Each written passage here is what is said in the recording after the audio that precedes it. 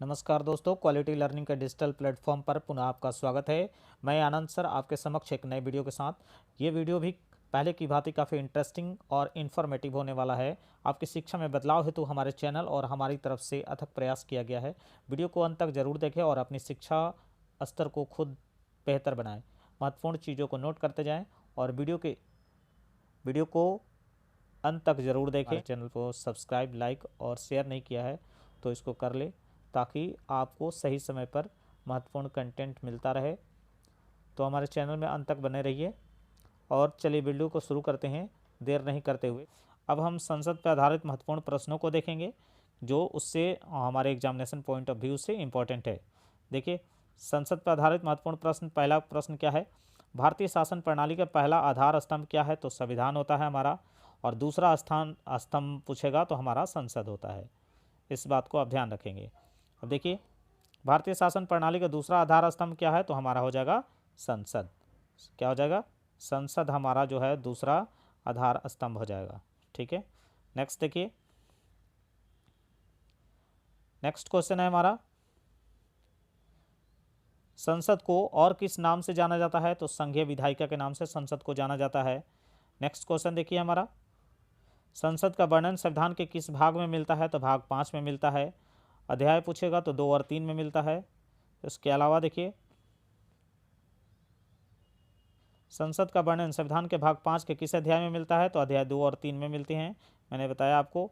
Next question देखिए, संसद का वर्णन संविधान के किस अनुच्छेद से लेकर किस अनुच्छेद तक मिलता है? तो मैंने बताया था कि 79 से 123 तक जो भी अनुच्छेद हैं उसमें संसद और सांसद से रिलेटेड, जितने भी मंत्रिपरिषद से रिलेटेड और जो भी राष्ट्रपति से रिलेटेड, ये सब जितने भी चीज़ हैं वो सब आपको मिलते हैं 79 से 123 के बीच।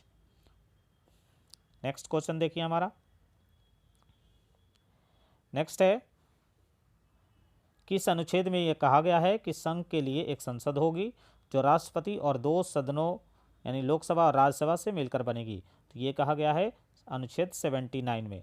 अनुच्छेद 79 में ये बातें कही गई हैं कि संसद के लिए एक राष्ट्रपति होगा और 2 सदन होंगे, एक लोकसभा और दूसरा राज्यसभा, जिससे मिलकर हमारा संसद बनेगा। आगे देखिए, नेक्स्ट क्वेश्चन है, किस सदन को निम्न सदन कहा जाता है? तो लोकसभा को निम्न सदन माना गया है। किस सदन को प्रथम सदन कहा गया है? तो लोकसभा को ही प्रथम सदन कहा गया है। इस बात को भी आप ध्यान रखेंगे। देखिए, किस सदन को लोकप्रिय सदन कहा गया है? तो लोकसभा को ही लोकप्रिय सदन कहा गया है। आप इसको निम्न सदन भी कहिए, प्रथम सदन कहिए, या लोकप्रिय सदन कहिए, या अस्थायी सदन कहिए, ये सब लोकसभा का है। अब इसके बाद देखिए, नेक्स्ट क्वेश्चन है हमारा, किस सदन को द्वितीय सदन कहा गया है? तो हमारा क्या हो जाएगा? राज्यसभा हो जाएगा। क्या हो जाएगा? हमारा राज्यसभा हो जाएगा हमारा द्वितीय सदन। नेक्स्ट क्वेश्चन देखिए हमारा, नेक्स्ट क्वेश्चन है, किस सदन को उच्च सदन कहा जाता है? तो राज्यसभा को उच्च सदन कहा जाता है। नेक्स्ट क्वेश्चन देखिए, किस सदन को अस्थायी सदन कहा जाता है? तो राज्यसभा को अस्थायी सदन कहा जाता है। ये क्वेश्चन मार्क हटा लीजिएगा। नेक्स्ट क्वेश्चन देखिए, किस सदन को अस्थायी सदन कहा जाता है? मैंने बताया लोकसभा को अस्थायी सदन कहा जाता है, जबकि अस्थायी सदन राज्यसभा को। राज्यसभा कभी भंग नहीं होती, जबकि लोकसभा कभी भी भंग हो सकती है। ये प्रधानमंत्री की सिफारिश पर निर्भर करता है। वो प्रधानमंत्री की अपने तरफ से सिफारिश करते हैं, राष्ट्रपति उसको भंग करने का काम करता है। इसके बाद देखिए, राज्य का संवैधानिक प्रमुख कौन होता है? तो राष्ट्रपति। ये क्वेश्चन काफ़ी इंपॉर्टेंट है, हर बार पूछता है। राज्यपाल नहीं होगा, बहुत सारे लोग जो हैं वो राज्यपाल इसको कर लेते हैं, लेकिन राज्य का संवैधानिक प्रमुख की बात करेगा तो वो राष्ट्रपति होगा। नेक्स्ट क्वेश्चन देखिए, नेक्स्ट क्वेश्चन है,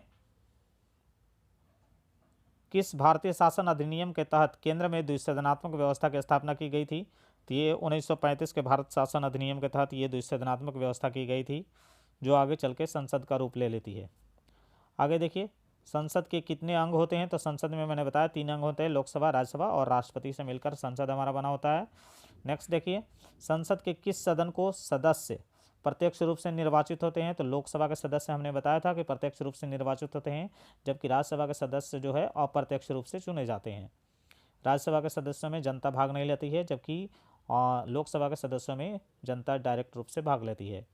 वोटिंग करने का जनता को अधिकार होता है, लेकिन राज्यसभा का चुनने का अधिकार सिर्फ जो होता है वो संसद के सदस्यों को होता है।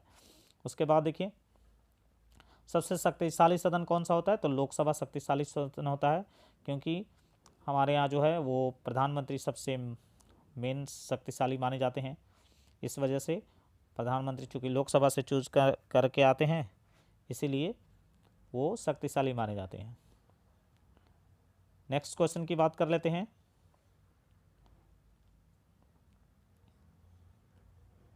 किस अनुच्छेद के तहत मूल संविधान में लोकसभा के सदस्यों की संख्या 500 निश्चित की गई थी, तो अनुच्छेद 81 के तहत ये निश्चित किया गया था कि लोकसभा में सदस्यों की कुल संख्या 500 होगी। नेक्स्ट क्वेश्चन देखिए, किस संविधान संशोधन द्वारा लोकसभा के सदस्यों की संख्या 525 से बढ़ाकर 545 कर दी गई। शुरुआत में 500 रखी गई थी, फिर उसको बढ़ाकर 525 कर दिया गया, फिर अब 525 से 545 कर दिया गया। किस संविधान संशोधन द्वारा, तो ये किया गया था 31वां संविधान संशोधन, और ये कब हुआ था, 1974 में हुआ था। नेक्स्ट क्वेश्चन देखिए, भारत के संविधान में पहली बार संशोधन कब किया गया था, तो 1951 में संशोधन किया गया था पहली बार। उसके बाद देखिए भारत के संविधान में पहली बार संशोधन किसके लिए किया गया था, तो ST SC के कल्याण के लिए किया गया था। इस बात को भी आप ध्यान रखेंगे। नेक्स्ट क्वेश्चन हमारा देखिए,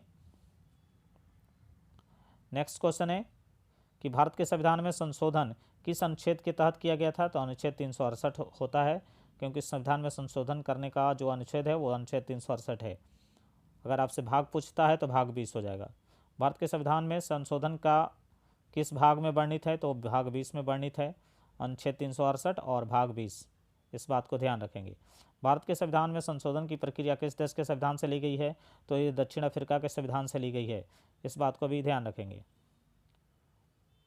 भारत के संविधान में अनुच्छेद 1950 से लेकर अब तक कितनी बार संशोधन हो चुके हैं, यानी भारत के संविधान में ये अनुच्छेद हटा लीजिएगा, ये गलत हो गया है। 1950 से लेकर यानी 1951 में पहला संशोधन किया गया था, 1951 से लेकर अभी तक कितने बार संशोधन हो चुके हैं, तो देखिए लगभग जो है 126 बार संशोधन हो चुके हैं, जिसमें 103 से 104 बार ये संशोधन पारित होकर के कानून में यानी कानून बन चुके हैं, संविधान में शामिल हो चुके हैं। आगे देखते हैं, नेक्स्ट क्वेश्चन की बात कर लेते हैं। नेक्स्ट क्वेश्चन है कि भारत के संविधान में कितने भाग, कितने अनुच्छेद और कितनी अनुसूचियां हैं, तो भाग 25 है, अनुच्छेद 448 और अनुसूची 12 है। ठीक है, इस बात को ध्यान रखेंगे। जबकि अगर पहले पूछेगा तो भाग पहले 22 हुआ करते थे और अनुच्छेद जो है 395। सुप्रीम कोर्ट द्वारा पहली बार संविधान संशोधन कब किया गया था, 1967 में गोलकनाथ बनाम पंजाब राज मामले में ये काम किया गया था। देखिए संविधान की जो 9वीं अनुसूची है को किस संविधान संशोधन द्वारा जोड़ा गया था, प्रथम संविधान संशोधन 1951 द्वारा जोड़ा गया था। इस बात को आप ध्यान रखेंगे। संविधान के 10वीं अनुसूची को किस संविधान संशोधन द्वारा जोड़ा गया था, तो 52वें संविधान संशोधन 1985 द्वारा जोड़ा गया था। आगे देखिए,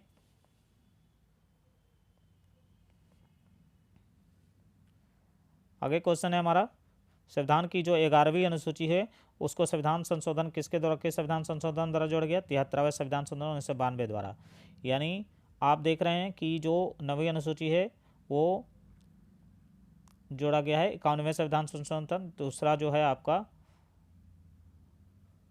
52वें संविधान संशोधन 1985, और आपका जो है 11वीं अनुसूची जो जोड़ा गया है 73वें संविधान संशोधन, और जबकि 12वीं अनुसूची को हमारे यहाँ जोड़ा गया है 74वें संविधान संशोधन 1992 ही ये भी होगा। ये भी आप जो है 1992 आप लिख लेंगे। नेक्स्ट देखिए, वर्तमान में लोकसभा के सदस्यों की संख्या कितनी है, तो 543 है। इसके बाद देखिए नेक्स्ट क्वेश्चन हमारा, वर्तमान में लोकसभा के सदस्यों की अधिकतम संख्या कितनी हो सकती है, तो 552 हो सकती है। 530 राज्यों से, 20 संघ शासित क्षेत्र से और 2 मनोनीत किए जाते थे, जिसको अभी हटा दिया गया है। नेक्स्ट क्वेश्चन हमारा देखिए, नेक्स्ट क्वेश्चन है हमारा, कौन सा संविधान संशोधन लोकसभा के सदस्यों की संख्या में वृद्धि करने से संबंधित है, तो 7वां और 31वां ऐसे संविधान संशोधन है जिससे कि लोकसभा के सदस्य की संख्या को बढ़ाया जा सकता है। यानी 543 या 545 या 525 से 500 से 525 किया गया, 525 से 545 किया गया, 545 से 552 किया गया। तो इस तरह से ये जो है संशोधन करने का जो अधिकार है वो संविधान में संशोधन, लोकसभा के सदस्यों की संख्या में वृद्धि या कमी करने का जो अधिकार है 7वां और 31वां में इसका वर्णन है। इस बात को आप ध्यान रखेंगे। लोकसभा में राज्य एवं संघ राज्य क्षेत्रों के प्रतिनिधियों की संख्या निश्चित करने का अधिकार प्रत्येक 10 वर्ष की जनगणना के बाद किससे प्राप्त होता है? तो ये परिसीमन आयोग को ये प्राप्त किया जाता है, प्राप्त होता है। ये अधिकार जो है परिसीमन आयोग को है कि वो जो है इसको ये काम करे। लोकसभा में राज्यों के लिए स्थानों का आवंटन किस वर्ष की जनगणना के आधार पर किया गया है?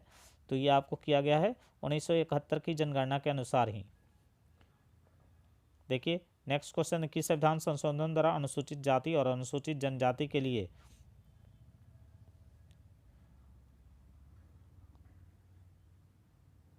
लोकसभा में सीटों को आरक्षित रखने के संबंधी प्रस्ताव 2020 तक के लिए बढ़ा दिया गया था? तो ये था 95वें संविधान संशोधन।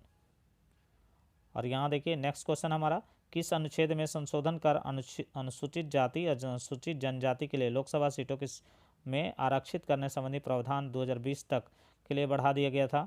तो वो किया गया था अनुच्छेद 334 में।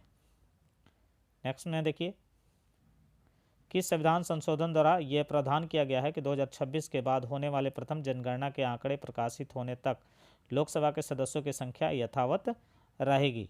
यानी अभी जो 545 है वो 545 ही रहेगी, 543 अभी वर्तमान में है। ये क्या आ गया है 84वें संविधान संशोधन द्वारा। इस बात को आप ध्यान रखेंगे। नेक्स्ट क्वेश्चन देखिए, नेक्स्ट क्वेश्चन है हमारा,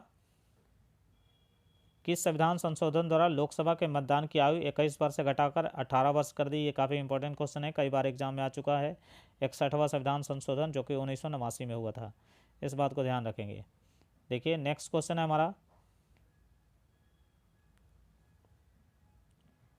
किस अनुच्छेद में कहा गया है कि कोई भी व्यक्ति जो भारत का नागरिक है तथा जिसकी उम्र 18 है या उससे अधिक हो लोकसभा के निर्वाचन में मतदान कर सकता है यदि वो चित्र विकृत अनिवास अथवा किसी अपराध या भ्रष्ट आचरण के आधार पर संसद द्वारा बनाए गए नियमों के अधीन अयोग्य न हो? तो ऐसे लोग जो हैं को वोटिंग करने का अधिकार होगा। और ये कहा गया अनुच्छेद 326 में। यह अनुच्छेद किस में कहा गया? 326 में ये कहा गया है। इस बात को आप ध्यान रखेंगे। नेक्स्ट क्वेश्चन देखिए हमारा, कि जो लोकसभा का सदस्य होने के लिए न्यूनतम उम्र कितनी होनी चाहिए? तो न्यूनतम उम्र 25 वर्ष होना चाहिए, जबकि राज्यसभा का पूछेगा तो 30 वर्ष होना चाहिए।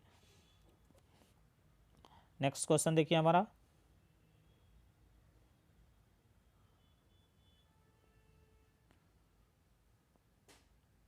नेक्स्ट क्वेश्चन है हमारा कि लोकसभा का सदस्य का कार्यकाल कितने वर्ष का होता है? तो 5 वर्ष का होता है। इस बात को ध्यान रखेंगे। नेक्स्ट क्वेश्चन देखिए, किस अनुच्छेद में कहा गया है कि लोकसभा का कार्यकाल 5 वर्ष का होगा? तो अनुच्छेद 83 के 2 में कहा गया है कि लोकसभा का कार्यकाल जो होगा वो 5 वर्ष का होगा। नेक्स्ट क्वेश्चन देखिए, लोकसभा की अवधि के पूर्व लोकसभा का विघटन कौन कर सकता है? तो राष्ट्रपति कर सकता है, प्रधानमंत्री यदि परामर्श करे तो। ठीक है, इसलिए इसको अस्थायी सदन कहा जाता है। आपातकाल की स्थिति में लोकसभा का कार्यकाल कितने वर्ष के लिए बढ़ाया जा सकता है? तो 1 वर्ष के लिए बढ़ाया जा सकता है। अब आगे देखिए क्वेश्चन, आगे का क्वेश्चन कहता है कि अगर पुनः आपातकाल लागू हो जाए, यानी एक बार आपातकाल में अगर 1 साल के लिए बढ़ा दिया गया और फिर भी पुनः आपातकाल हो जाए, उस स्थिति में उत्पन्न होने पर लोकसभा का कार्यकाल कितनी बार बढ़ाया जा सकता है? तो 2 ही बार बढ़ाया जा सकता है, यानी 1 बार पुनः बढ़ाया जा सकता है 1 साल के लिए। नेक्स्ट क्वेश्चन देखिए, आपातकाल की स्थिति समाप्त होने के कितने दिन के या माह के अंदर इसका पुनः निर्वाचन अनिवार्य होगा? यानी वो होगा आपका 6 माह या 180 दिन आप कह सकते हैं। अब देखिए, अब तक किस लोकसभा का कार्यकाल 2 वर्ष एक वर्ष के लिए बढ़ाया गया था? 2 बार जो है 1 वर्ष के लिए बढ़ाया गया है।